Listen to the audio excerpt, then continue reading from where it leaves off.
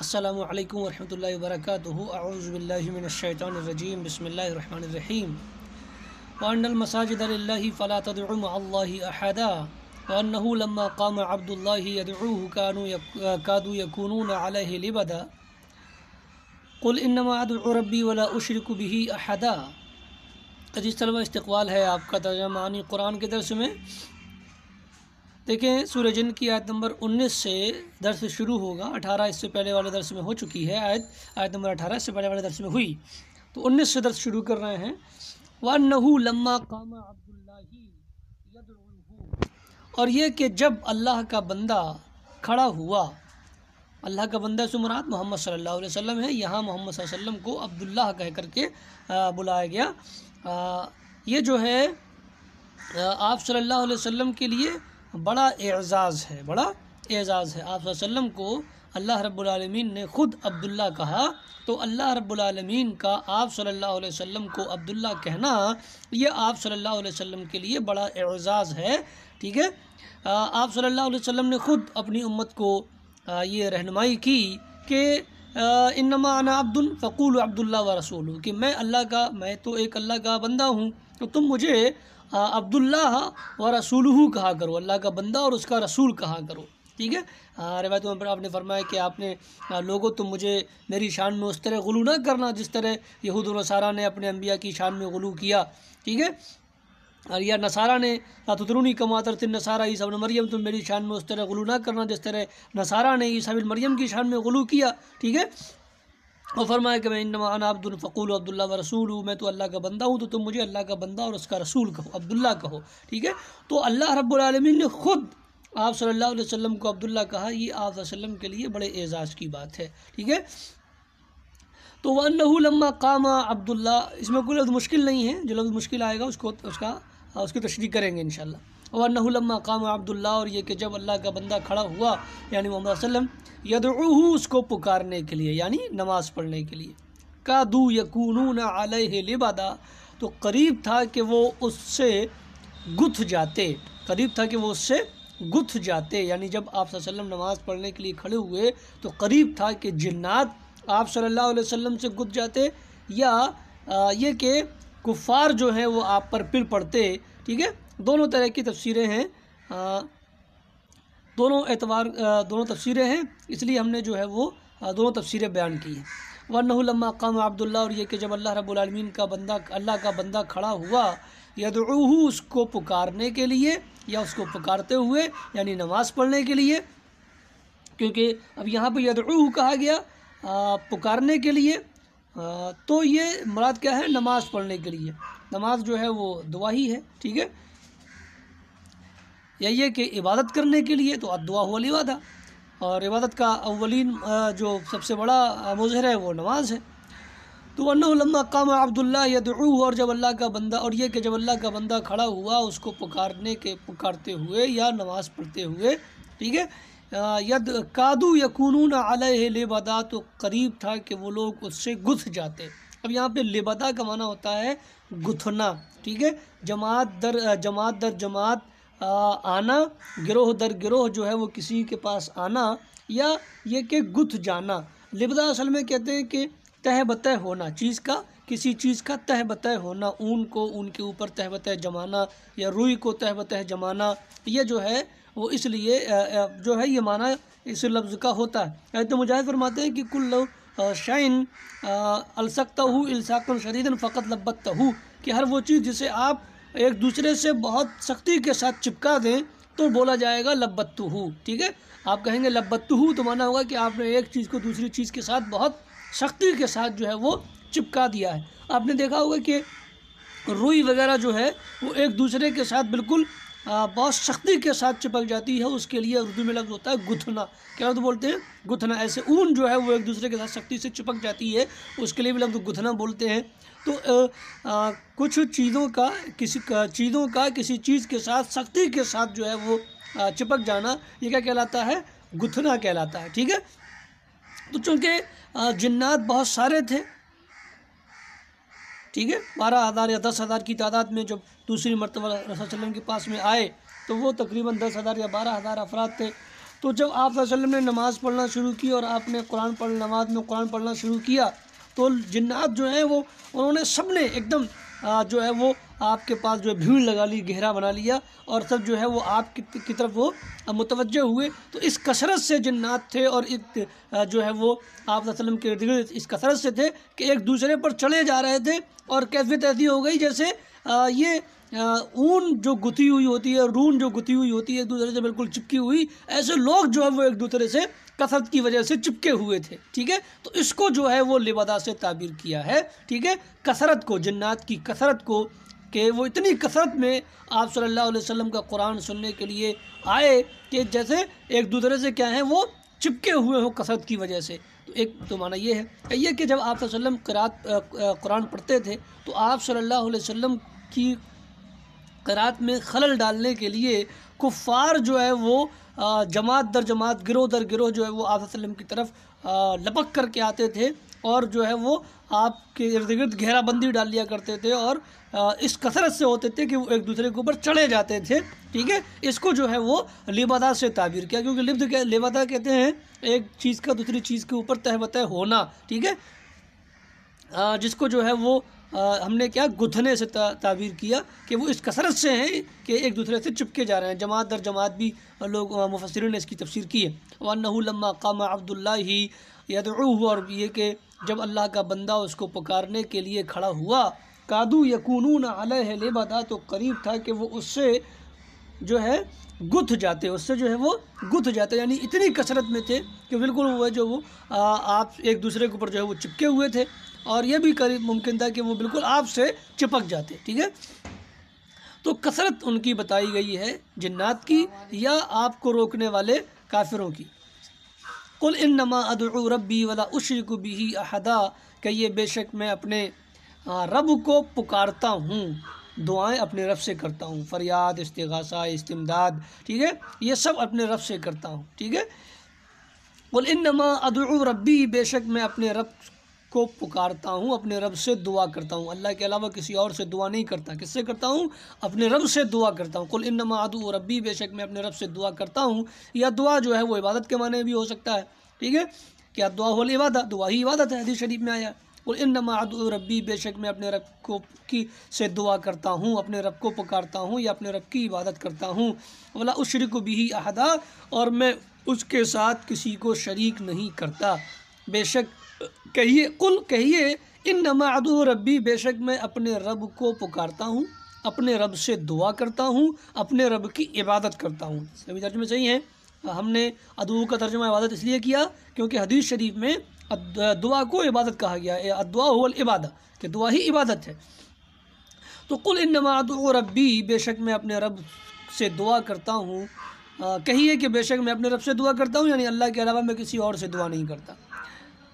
ولا اشرک بہ احدا، اور میں اس کے ساتھ کسی کو شریک نہیں کرتا، باباؤں کو، پیر و فقیروں کو یا دوسری ہستیوں کو، میں کسی کو بھی جو ہے وہ انبیاء، اولیاء کو یا دیگر معزز ہستیوں کو اللہ کے ساتھ شریک نہیں کرتا، صرف ایک اللہ کو مانتا ہوں۔ قل انی لا املک لکم ضرا ولا رشدا، اور کہیے بے شک میں تمہارے لیے کسی نقصان یا نفع کی ملکیت نہیں رکھتا۔ املکو مانے ہوتا ہے مالک، یا املکو مانے مالک ہونا، اسی کا فعل مضارع واحد متکلم کا صیغہ ہے۔ ضرا نقصان، رشدن مانے ہم نے آپ کو اس سے پہلے بتایا تھا بھلائی، یہاں نفع کے معنی میں ہے، ٹھیک ہے۔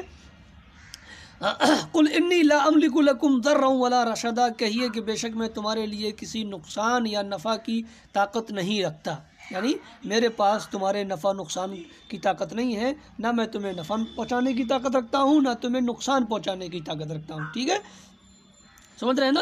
تو اس میں خود آپ صلی اللہ علیہ وسلم نے اپنے تعلق سے یہ واضح کر دیا کہ میں اللہ رب العالمین کا پیغمبر ہوں، اور سب سے بڑا پیغمبر ہوں، اللہ رب العالمین کی نظر میں انتہائی محترم ہوں، اور یہ کہا جائے کہ اللہ رب العالمین کے بعد آپ صلی اللہ علیہ وسلم کا درجہ ہے، ٹھیک ہے۔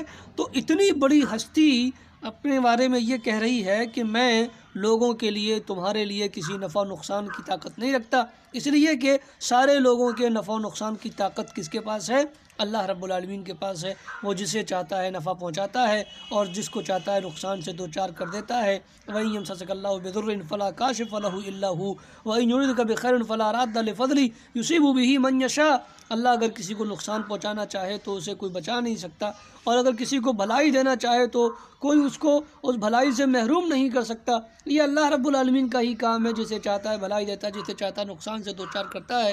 یصیب بہ من یشاء من عبادہ، اپنے جس بندے کو وہ جو دینا چاہتا ہے دیتا ہے۔ حدیث شریف میں آیا ان واعلم ان الامۃ لو اجتمعت علی ان ينفعوک بشیء لن ينفعوک الا ما قد كتبه اللہ لک۔ جان لیجئے کہ اگر ساری امت مل کر کے تمہیں فائدہ پہنچانا چاہے تو فائدہ نہیں پہنچا سکتی، سارے لوگ مل کر کے تمہیں فائدہ پہنچانا چاہیں تو فائدہ نہیں پہنچا سکتے مگر اتنا جتنا اللہ چاہے، اور اگر سارے لوگ مل کر تمہیں نقصان پہنچانا چاہیں تو نقصان نہیں پہنچا سکتے مگر اتنا جتنا اللہ چاہے۔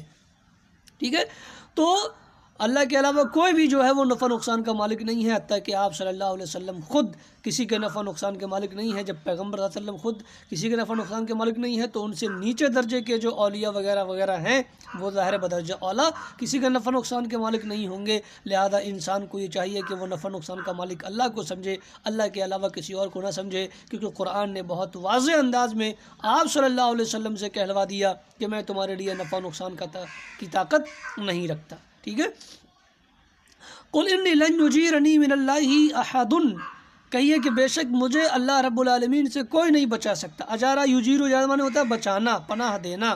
ٹھیک ہے، اس سے پہلے بھی لفظ گزرا ہے باب فعل سے۔ ولن اجد من دونہ ملتحدا، ملتحدا معنی ہوتا ہے پناہ۔ ٹھیک ہے، اس میں ظرف التحدا یلتحد التحاد باب افتعال سے۔ قل انی لن یجیرنی من اللہ احد، کہیے بے شک ہرگز ہرگز مجھے ہرگز کوئی نہیں بچا سکتا مجھے اللہ رب العالمین سے۔ یعنی اگر اللہ رب العالمین کوئی نقصان پہنچانا چاہے یا کسی مصیبت میں مبتلا کرنا چاہے تو اللہ تعالیٰ سے کوئی بچانے والا نہیں ہے۔ ٹھیک ہے، وہی اکیلی ذات ہے جو انسان کو نقصان سے بچا سکتی ہے یا اسے فائدہ پہنچا سکتی ہے۔ ٹھیک ہے، فرمایا قل انی لن یجیرنی من اللہ احد، کہیے بے شک ہرگز مجھے اللہ سے کوئی بھی نہیں بچا سکتا اگر اللہ رب العالمین کوئی نقصان پہنچانا چاہے تو۔ کوئی بھی کسی کو جو ہے وہ اللہ رب العالمین سے بچانے والا نہیں ہے۔ ورن اجد من دونہ ملتحدا، اور ہرگز میں اس کے علاوہ کوئی پناہ گاہ نہیں پاؤں گا۔ ٹھیک ہے، یعنی میری کوئی پناہ گاہ نہیں ہے ہوگی سوائے اللہ کے۔ کہاں پناہ ملے گی مجھے؟ اللہ کی، جو نہ کہیں جہاں میں اما ملی، جو اما ملی تو کہاں ملی میرے جرم خانہ خراب کو تیرے عفو بندہ نواز میں۔ تو پناہ کہاں مل سکتی ہے؟ صرف اللہ کے یہاں، ورنہ اللہ کے علاوہ کہیں اور کسی کو پناہ بھی نہیں مل سکتی۔ ٹھیک ہے، تمام نقصانات سے، جنات کے شیطانی نقصانات سے، جنات کے نقصانات سے، انسانی نقصانات سے بچنے کے لیے اگر کہیں پناہ ہے تو اللہ کے پاس ہے۔ ٹھیک ہے، ورنہ اللہ رب العالمین کے علاوہ کہیں اور کوئی پناہ گاہ نہیں ہے جہاں جا کر کے انسان تمام قسم کی آفات و بلیات سے محفوظ رہ سکے۔ ٹھیک ہے، تو پناہ گاہ اللہ کے پاس ہے، اللہ کے علاوہ کوئی اور پناہ گاہ نہیں ہے جو انسان کو آفات و بلیات اور مصائب سے بچا سکے۔ ٹھیک ہے، تو یہ عقیدہ آپ صلی اللہ علیہ وسلم نے جنات کو دیا، انسانوں کو دیا کہ اللہ سے کوئی نہیں بچا سکتا، نہ کوئی بابا، نہ کوئی پیر، نہ کوئی فقیر، نہ کوئی ہستی، نہ ولی، نہ کوئی نبی، کوئی بھی اللہ رب العالمین سے نہیں بچا سکتا۔ ٹھیک ہے، اور نہ اللہ رب العالمین کے مقابلے میں کہیں کسی کو پناہ مل سکتی ہے۔ لہذا اگر آپ کسی کو پناہ گاہ اپنے لیے پناہ گاہ سمجھ رہے ہیں یا کسی کو اپنا مشکل کشا سمجھ رہے ہیں، کسی کو حاجت روا سمجھ رہے ہیں تو یہ آپ کی خام خیالی ہے۔ قرآن مجید نے کلی طور سے اس کی تردید فرما دی۔ قل انی لن یجیرنی من اللہ احد، کہیے بے شک ہرگز مجھے اللہ رب العالمین سے کوئی نہیں بچا سکتا۔ ولن اجد من دونہ ملتحدا، اور ہرگز میں اس کے علاوہ نہیں پاؤں گا کوئی پناہ گاہ۔ ٹھیک ہے، الا بلاغا من اللہ و رسالاتہ، مگر پہنچانا اللہ رب العالمین کی جانب سے اور اس کی پیغامبری کرنا۔ یعنی اب الا بلاغا من اللہ و رسالاتہ، یہ جو مستثنیٰ ہے اس کا تعلق کس آیت سے ہے؟ اس میں دو قول ہیں۔ اس کا تعلق جو ہے وہ ایک قول یہ ہے کہ اس کا تعلق انی لا املک لکم ضرا ولا رشدا سے ہے کہ میں تمہارے لیے کسی نفع و نقصان کی طاقت نہیں رکھتا سوائے اس کے کہ میں تم تک اللہ کا پیغام پہنچاتا ہوں اور اس کی پیغمبری کرتا ہوں۔ ٹھیک ہے، ایک معنی یہ ہے کہ اللہ بلاغن کا تعلق جو ہے لا املک لکم ضرا ولا رشدا سے ہے کہ میں تمہارے لیے کسی نفع و نقصان کا مالک نہیں سوائے اس کے کہ میں تم تک اللہ کا پیغام پہنچاتا ہوں۔ اللہ بلاغن لا املک لکم ضرا ولا رشدا، میں تمہارے لیے کسی نفع نقصان کی طاقت نہیں رکھتا، الا بلاغن، مگر یہ کہ میں تم تک اللہ کا پیغام پہنچاتا ہوں۔ تو الا بلاغن کا تعلق لا املک لکم ضرا ولا رشدا والی آیت سے ہے۔ ایک قول یہ ہے کہ اس کا تعلق اسی آیت سے ہے، انی لن یجیرنی من اللہ احد والی آیت سے۔ تو مطلب یہ ہے کہ مجھے اللہ رب العالمین سے کوئی نہیں بچا سکتا، الا بلاغ من اللہ و رسالتی، مگر میرا اللہ کی جانب سے تمہیں پیغام پہنچانا اور اس کی پیغامبری کرنا، یعنی اگر میں اللہ کا پیغام تم تک پہنچاؤں گا، اس کی پیغمبری کا حق ادا کروں گا، تبھی اللہ سے بچ پاؤں گا، اور اگر میں نے اس کی پیغمبری کا حق ادا نہ کیا، اس کی جانب سے پیغام کو نہ پہنچایا، تو پھر میں اللہ رب العالمین سے نہیں بچ پاؤں گا اور اللہ سے مجھے کوئی بچانے والا نہ ہوگا۔ ٹھیک ہے، تو دو معنی مفسرین نے اس کی بیان کیے تھے، دونوں ہم نے آپ کو بتا دیے، امید کہ آپ کو سمجھ میں آئے ہوں گے۔